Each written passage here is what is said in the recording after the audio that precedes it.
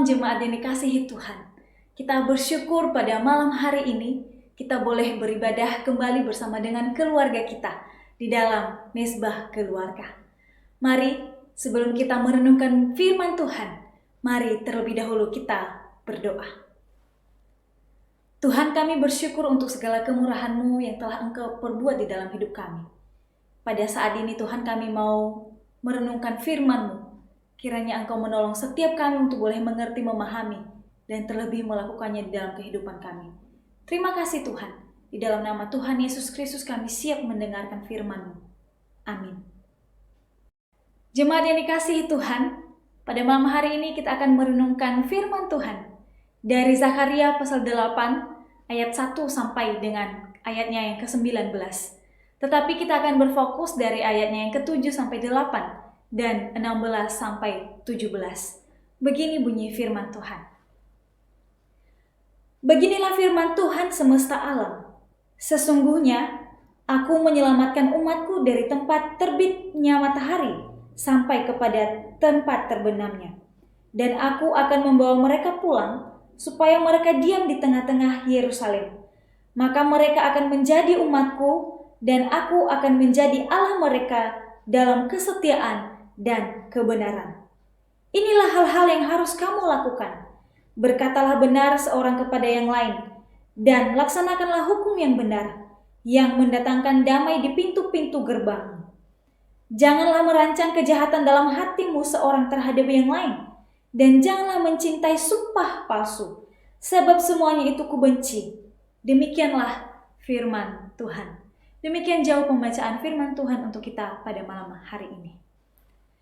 Saudara, tema kita pada malam hari ini saya berikan yaitu Tuhan memulihkan umatnya. Saudara yang terkasih mungkin pernah memperhatikan langit setelah hujan. Yang begitu cerah, begitu indah, begitu tenang setelah badai atau angin dan petir melandanya. Keadaan itulah yang mungkin bisa menggambarkan kehidupan bangsa Israel ketika mereka pulang dari pembuangan. Kalau kita perhatikan, kehidupan bangsa Israel selama di dalam pembuangan adalah kehidupan yang sangat-sangat memprihatinkan. Mereka yang memegang nama sebagai umat pilihan Allah, bangsa kesayangan Allah, tetapi harus mengalami kehidupan yang begitu sulit dan susah. Saudara, mengapa bangsa Israel harus mengalami kehidupan yang seperti itu? Kalau kita perhatikan sesungguhnya bahwa Allah lah yang membuat atau menghukum bangsa Israel sehingga mereka mengalami hal yang demikian. Kedengarannya mungkin begitu kasar. Tetapi mungkin kita juga bertanya, kenapa Allah bisa sekejam itu bagi bangsa Israel? Mengapa Allah begitu tega dan jahat kepada umat pilihannya sendiri? Saudara, sesungguhnya Allah bukan jahat, juga bukan tega terhadap bangsa Israel, juga bukan kejam terhadap umat pilihannya sendiri. Tetapi Allah memang menghukum bangsa Israel karena dosa atau pemberontakan mereka terhadap Allah. Allah mengizinkan bangsa Israel untuk mengalami kesulitan seperti itu karena mereka memberontak kepada Allah. Dan Allah mengizinkan mereka mengalami hal demikian supaya mereka sadar akan dosa-dosa mereka, supaya mereka bertobat dan kembali kepada Allah. Pertanyaannya adalah, apakah dengan demikian Allah tidak setia kepada mereka? Allah tidak lagi mengasihi mereka? Allah tetap mengasihi bangsa Israel. Allah tetap setia kepada bangsa Israel. Tetapi Allah mau melakukannya. Allah mau menghukum bangsa Israel sebagai ganjaran dari dosa-dosa mereka. Allah mau melakukannya supaya bangsa Israel bisa bertobat dan kembali kepada Allah. Jemaat yang terkasih, kadangkala atau ada kalanya kita harus mengalami keadaan yang sulit supaya kita sadar akan siapa diri kita di hadapan Tuhan. Supaya kita sadar akan semua dosa-dosa kita di hadapan Tuhan. Dan kita bisa kembali kepada Allah. Allah itu bagi Israel sesungguhnya adalah sebagai Bapa. Dan Israel adalah kesayangan bagi Allah. Saudara, di mana terdapat ayah yang tega melihat anaknya yang terus hidup di dalam dosa? Allah tidak tega melihat bangsa Israel hidup terus-menerus di dalam dosa. Sehingga Allah membiarkan mereka untuk hidup di dalam kesulitan. Kenapa? Supaya mereka bisa sadar akan semua dosa-dosa mereka. Dan mereka bisa berseru kembali kepada Tuhan. Allah mengasihi Israel. Allah begitu mencintai Israel. Dan karena cintanya yang besar kepada Israel, Allah mendisiplinkan Israel supaya mereka bisa bertobat.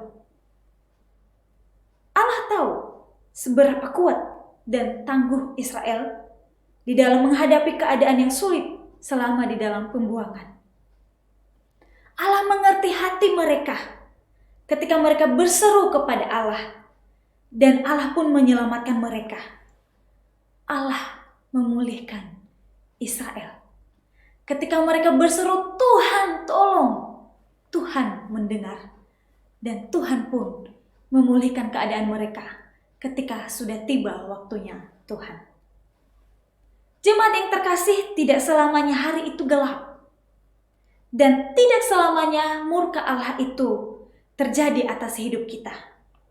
Ketika bangsa Israel bertahun-tahun berada di dalam tekanan, Allah pun ketika tiba waktunya, Ia memulihkan dan menyelamatkan mereka. Allah memulihkan mereka dengan cara Allah sendiri, melalui Allah sendiri. Allah pun tidak hanya membuat mereka kembali ke daerah mereka, tetapi juga Allah membuat bangsa Israel kembali kepada Allah. Allah membuat hati mereka kembali menyembah dan bergantung sepenuhnya kepada Allah. Allah sendiri yang melakukannya. Jemaat yang terkasih, di dalam ayat 10-13 mengontraskan atau membandingkan kehidupan bangsa Israel ketika mereka berada di dalam pembuangan dan ketika Allah telah menyelamatkan mereka. Bahwa kehidupan mereka yang dulu ada kehidupan yang susah. Tetapi sekarang ketika Allah menyelamatkan mereka, mereka memperoleh damai sejahtera. Ketika dahulu mereka mengalami kesulitan yang begitu berat, kelaparan melanda kehidupan mereka. Sekarang, kelimpahan terjadi di tengah-tengah bangsa Israel ketika Allah telah memulihkan umat-Nya. Saudara yang terkasih, ketika Allah memulihkan keadaan Israel, Allah juga menuntut mereka untuk hidup kudus dan seturut dengan kehendak Allah. Di dalam ayatnya ke-16-17 menjelaskan hal-hal apa saja yang harus dilakukan oleh Israel. Bahwa mereka harus melakukan hukum yang benar. Mereka harus mencintai kebenaran. Mereka harus mendatangkan damai di tengah-tengah sesamanya. Saudara, hal ini menandakan bahwa keselamatan yang Allah berikan bukanlah sesuatu hal yang murahan, tetapi justru sesuatu hal yang sangat-sangat berharga dan menuntut kekudusan hidup di hadapan Tuhan. Allah memang memberikan keselamatan itu kepada setiap orang yang percaya kepadanya dengan cuma-cuma, tetapi bukan berarti murahan. Justru karena ini bukanlah hal yang murahan, makanya Allah menuntut sesuatu hal yang harus kita bayar harganya, yaitu menjaga kekudusan hidup kita di hadapan Tuhan. Untuk itu setiap orang yang mengaku percaya dan telah menerima keselamatan dari Allah harus hidup di dalam kebenaran Allah, sebagai tanda bahwa ia adalah orang yang telah menerima keselamatan dari Tuhan. Jemaat yang terkasih, ketika kala itu Allah mau memulihkan Israel, hal yang sama juga Allah lakukan untuk kita pada saat ini, yaitu memulihkan keadaan kita yang mungkin telah kacau karena pandemi COVID-19. Selama pandemi ini mungkin ada di antara kita yang hampir putus asa, kehilangan harapan. Percayalah, Allah memulihkan umatnya. Dan Allah sedang mengerjakannya bagi kita. Allah sedang melakukannya bagi kita.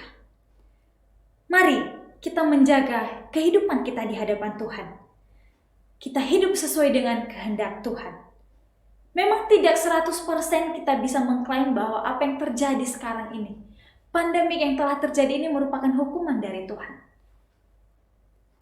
Tetapi pandemi ini telah cukup mengacaukan kehidupan manusia. Tetapi ingat bahwa kasih setia Allah tidak pernah berubah atas kehidupan kita. Kita bersyukur untuk keadaan yang semakin membaik hari-hari terakhir ini. Kita melihat bahwa sungguh Allah telah memulihkan umatnya. Sebentar lagi kita akan memasuki bulan Desember. Bulan di mana kita merayakan hari kelahiran Sang Juru Selamat. Kita bersyukur untuk janji yang telah Allah tepati bagi kita. Dia sudah datang. Keselamatan dari Dia telah Ia berikan. Dan bulan ini kita merayakan kelahirannya. Ia datang bukan hanya menyelamatkan atau membebaskan manusia dari pandemi ini, tetapi terlebih menyelamatkan manusia dari dosa, membebaskan manusia, dan memberikan mereka hidup yang kekal. Jemaat yang terkasih, Allah sedang memulihkan umatnya, dan Ia sedang mengerjakannya bagi kita. Demikian firman Tuhan untuk kita pada malam hari ini. Mari kita berdoa. Tuhan, terima kasih, kami sangat bersyukur untuk kasih setiamu dalam hidup kami. Terima kasih karena Engkau sedang mengerjakan dan telah melakukannya bagi kami. Memulihkan keadaan kami hari demi hari. Terima kasih Tuhan. Biarlah hati kami limpah dengan syukur dan hidup kami semakin hari semakin hidup di dalam kebenaran-Mu. Terima kasih Tuhan. Di dalam nama Tuhan Yesus Kristus kami berdoa. Amin. Silakan Bapak, Ibu, Saudara mendiskusikan firman Tuhan yang telah kita dengar pada malam hari ini bersama dengan anggota keluarga masing-masing. Demikian Mezbah Keluarga kita pada malam hari ini. Sampai jumpa di Mezbah Keluarga yang akan datang. Tuhan Yesus memberkati.